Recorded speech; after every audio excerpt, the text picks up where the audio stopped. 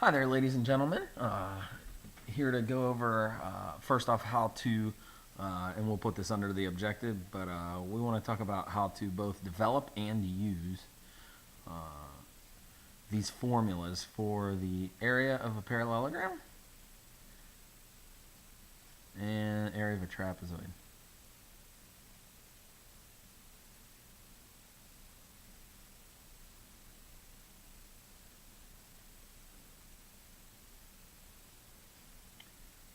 I'll go ahead and put that at the top of your nose just so uh, you know what it's about, what our goal is here. This will correspond to section 5.2 in your notes. Feel free to put the date there so you know when you took that. But basically, we're just going to kind of lay the foundation here in section 5.2. We're going to relate what we learned about the areas of a rectangle with parallelograms, trapezoids, and triangles, and kind of look at the play, I guess, among these four shapes.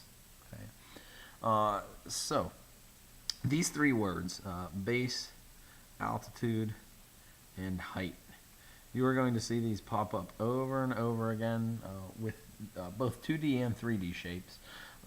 So make sure, when we come to each shape and you see these terms, make sure you know exactly what they mean for that shape. Yeah, the terms themselves, base, altitude, and height, will be the same, but what those mean from shape to shape is going to change. Okay? So base, any side of a parallelogram. Pretty straightforward there, just like it was with the rectangle, right? You pick any side, call it the base. Altitude in a parallelogram, okay? And altitude and height, sometimes people confuse. They'll be like, what's the difference? So altitude refers to the actual segment, okay? But this is a perpendicular segment drawn from a line containing the base that you chose to a line containing the side opposite the base. So I'm going to show you what that looks like in a second. That's a really wordy definition. We'll break it down here in a moment. The height, this refers to a length, okay? So the altitude refers to a segment. The height refers to the length. The height is the length of this altitude segment, okay? And again, I'm going to show you what that looks like here in a moment. All right, so let's move down, and I want to look at, you'll notice you have two copies of the same parallelogram. We want to look at some of the different choices, right? So I can pick different sides for my base in my parallelogram. How's that affect what the altitude then looks like and what the height is then? Okay, so your choice of base is, it's very open. You can choose whatever you want here. So let's say I pick this as my base. Common choice, right? Here's my base right here. Okay. Now, what that does is that locks into place where my altitude goes. Okay, let's use that definition. It's a perpendicular segment from a line containing the base to a line containing the side opposite the base. All right, so here's the line containing the base. Kind of sketch this out, all right? And here's the line containing the side opposite the base. Right, sketch that out. So let's think about this. It has to be a perpendicular segment from that line containing the base. So here's the line containing the base, perpendicular segment. So let's say right here to the line opposite the side containing the base. Okay. So it looks something like this, right? And this is the perpendicular part you're really worried about. Now, this is an altitude, of course. And I want you to take a moment and think about this. How many altitudes could I construct for this given parallelogram if I choose this as my base? Infinitely many, right? I mean, I could come here and do the same thing. Could draw it outside of it, right? I could draw it kind of in, kind of out. Right? These are all altitudes. They're all segments that are perpendicular to the line containing the base and then connect to the line containing the side opposite the base. Okay. Your height is just the length of one of those altitude segments, right? Really, any of those altitude segments. Okay, but that's your height. What's the length of one of these altitudes? All right, now let's look at that second copy of our parallelogram. How do things change if I pick another side for my base, right? All right, let's say I pick this side for my base. I can pick any side of the parallelogram, right? Now, I want to construct my altitude, so I need to look at the line containing the base. So I can extend that out, right? And I need to look at this line containing the side opposite the base. right? So extend that out. All right, now I need to draw a segment that is perpendicular to those lines, okay? Oop, sorry, my line's not very straight. Trying to get that straight for you, right? But draw this at a 90-degree angle and this at a 90-degree angle, okay? And again, you have infinitely many of these. You could draw as many of these as you like. Okay, but they just have to be perpendicular to those lines, right? That's the key. I mean, I could draw infinitely many of these, right? There are that many out there. Okay. The height, again, just going to be the length of that segment. Okay, so height, length of that altitude segment. Any one of those infinitely many options you have there. Okay. So, again, you're going to see these terms base, height, altitude repeat over and over again with numerous different shapes. Please make sure you know what these look like for each particular shape. All right, so let's talk about deriving this formula, and I think this is important so conceptually you kind of understand why the formula is the way it is. Hopefully you read and looked at the app that I posted for you, and that gave you a little bit of a foundation. So let's talk about what you saw in that article and with that app. So let's take any given parallelogram, right? Base B, height H. Okay. So my height would be here. Okay. Now, we kind of talked about in that app, and we already know how to find the area of a rectangle. We developed that previously in week 1. Let's try to reconfigure this so it looks like a rectangle. So if you'll notice, and this is what the app was showing you, this is what you read about, right? If I kind of chop this part of the parallelogram off and slot it in over here, right? I haven't really changed the area of my parallelogram, right? It's still the same amount of stuff inside. It just looks a little different, right? Just moved it. Okay.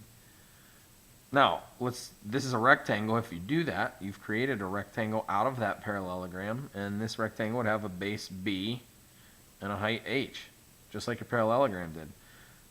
So the cool part with this is you could take any parallelogram, reconfigure it to make a rectangle, and you know how to find the area of a rectangle. It would have the same base and the same height as the parallelogram. You just use the formula for the area of a rectangle. So no new formula there. You just need to know conceptually that, hey, this is where it comes from, right? I can reconfigure the area of the parallelogram to make it a rectangle and use the same formula. Last piece of the puzzle here, how do I apply it? Okay.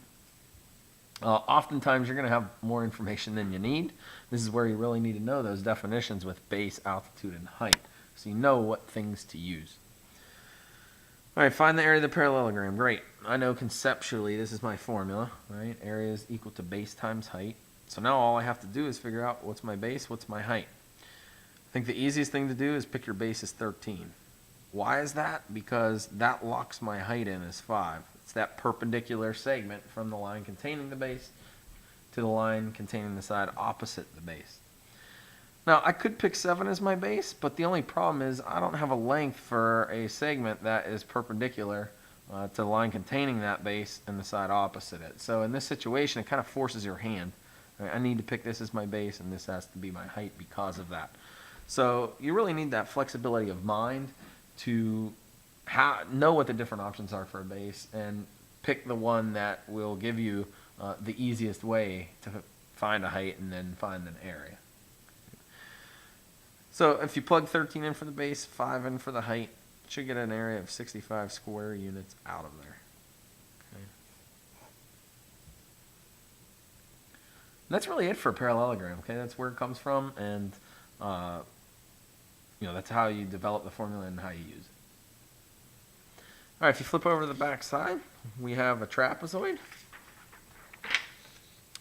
Okay, you're going to see some of the same definitions here, and we have a fourth one that's a little bit different. Okay, 2 parallel sides in a trapezoid, those are called your bases. The two non-parallel sides in a trapezoid, these are called the legs. Altitude, see that again. Altitude of a trapezoid, perpendicular segment from a line containing one base to a line containing the other base. And lastly, the height is the length of that altitude, okay? Again, notice altitude refers to the segment, height refers to the length of that segment, okay? That's the difference. So let's label these so you know what they look like here, okay? In our trapezoid, okay, you're going to see, and usually they'll be denoted B1 and B2. So these are the bases. These are the parallel sides. Legs, you're going to have two of those, and they won't really require any symbols because they don't factor into our area formula. Altitude, right? Again, there will be infinitely many of these. Perpendicular segment from a line containing one base to a line containing the other base.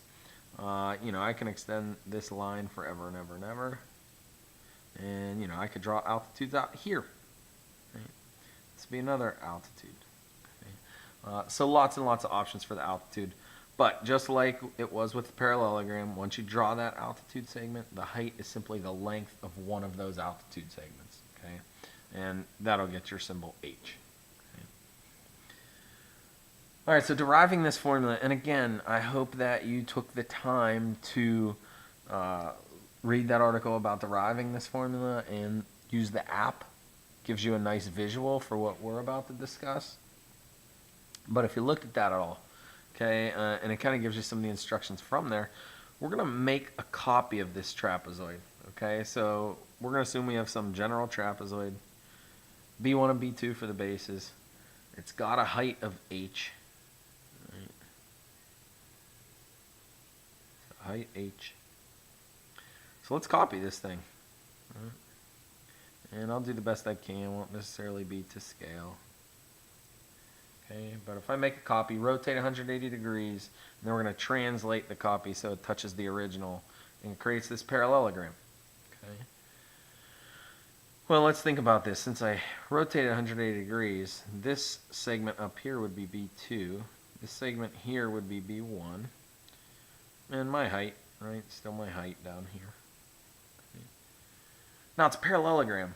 We know how to find the area of a parallelogram, right? It's whatever the base is times the height.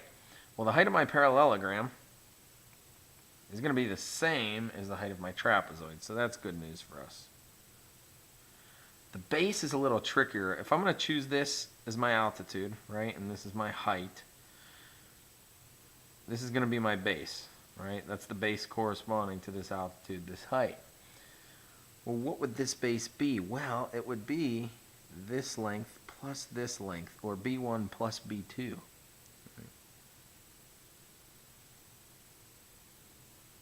Okay. So that would give me the area of this whole parallelogram. Now, I'm really interested in finding the area of just the trapezoid. And since these are congruent trapezoids, right? This is the image of this pre-image. Right? Well, I just want half of this total parallelogram area. Right? So this expression would give me the area of the parallelogram. Half of that gives me the area of the trapezoid, which is what I'm interested in. This is your formula for any trapezoid you ever come across, right? I can use this process. I can make a copy of the trapezoid, rotate 180 degrees, translate it so that my original and my copy touch, right? My pre-image and image touch, and they create this parallelogram. And I can use what I know about a parallelogram to go ahead and then figure out the area of that trapezoid. I can do that anytime I want. So be familiar with this formula, right? A little more complicated than the formula for a rectangle, formula for a parallelogram. But again, this is where those concepts are so important. Do I know what B1 and B2 are? What they look like in a trapezoid? Do I know what H represents? What it looks like in the trapezoid? Because if I don't know what these things are, what they look like, I'm never going to be able to plug into this formula even though I have it. Okay. All right, so lastly, let's use this a little bit, this formula. If you look at 13, you have a picture there. It says a homeowner needs to buy sod for a bare trapezoidal region of the lawn in front of his house Dimensions of this region are shown, and we want to find the area of the region. So area formula, as we just determined. Right. There it is, 1/2 times the quantity B1 plus B2 times H. All right, so the bases in my trapezoidal lawn are 50, 30, and the height is therefore 23. And at that point, you can plug it all into the calculator. Some people like to do this little intermediate step where they simplify the parentheses. That's fine, and then they'll do this. They'll take half of 80, and that's 40. That's fine. I mean, this stuff in here, I can do with or without. It's up to you. I'm okay if just from here you plug in and get your final answer. Right? It would be 920 square feet. But if you like to kind of break it down step by step and do that, that's totally cool. Okay, you are welcome to do that. So it should get 920 square feet out of there. Now, the last thing I want to talk through with you, and I'm going to give you the example using the trapezoid formula because it's the most difficult. But sometimes we know what area we want, and we need to figure out what dimensions are going to help us get there. So we're kind of working backwards, right? So in 14, it says a trapezoid with a height of 12 meters and a base of 4 meters has an area of 60 square meters. What's the length of the other base? So what would I need to make the length for that other base in order to get this area that I want, right? This scenario will pop up sometimes in the real world. So again, you're going to start with that area formula.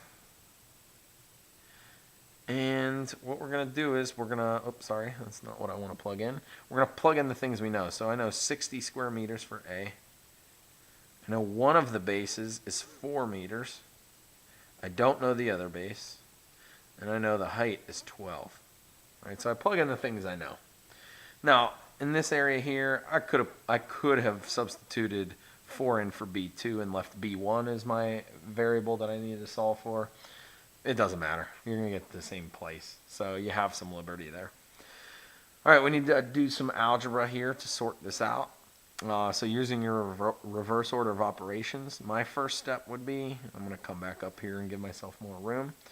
I'm going to do the 1/2 times the 12 first, right? These are all numbers being multiplied together, so I can multiply them in any order I want. Commutative property. So I'm going to get to 6 times 4 plus B2. 1/2 of 12 is 6.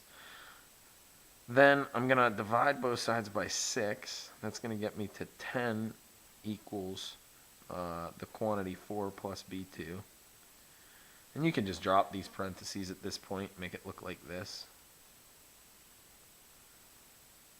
And lastly, I'm going to subtract 4 from both sides. Right? Subtract 4, subtract 4. That'll get me to base 2 equals 6. Right? So that'll be my final answer. That second base would have to be 6 meters. Okay, that would get me to the area I want. So again, just some basics here. Looking at the trapezoid, looking at the parallelogram, how do we develop these formulas? And I apologize, I'm a little off the page there.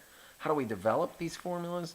And then how do we apply them, right? Those are the keys, okay? So that's kind of what you want your takeaway to be. Conceptually, do I understand where they come from, what the parts are? And then can I take that conceptual understanding and apply it in a situation to develop the skill of calculating area? As always, if you have any trouble, please let me know. I'd be happy to help you.